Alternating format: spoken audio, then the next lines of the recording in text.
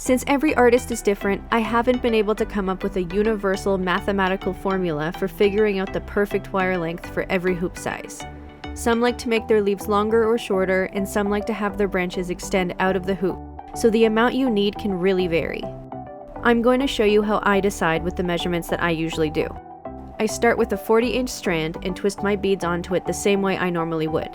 Then, I place the strand on the hoop in the middle and look at how much wire I have left under the hoop. For this 10-inch hoop, I have about 6 inches of extra length, which gives me plenty of room for either curled roots or dangling roots. As you can see, I have plenty of length to work with on each side of the hoop. Sometimes the length can be too short, and then you'll have pieces that aren't the same length as the rest. Now, let's try that same 40-inch strand on a 7-inch hoop. This time, I have about 8 inches of extra wire, which is more than I need for my roots. I only want about 5 inches hanging down, so I mark that length, fold the ends outward, and measure the total. That gives me about 7 inches. So I'll subtract those 7 inches from my original 40-inch strand and make my next strands 33 inches each. And as you can see here, I have plenty of length to work with.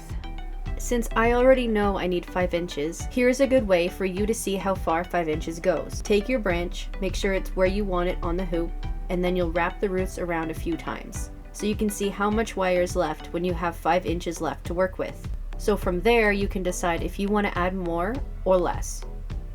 And again, this is all up to personal preference, and just remember, you can always cut off extra wire. You can't add on more to the end.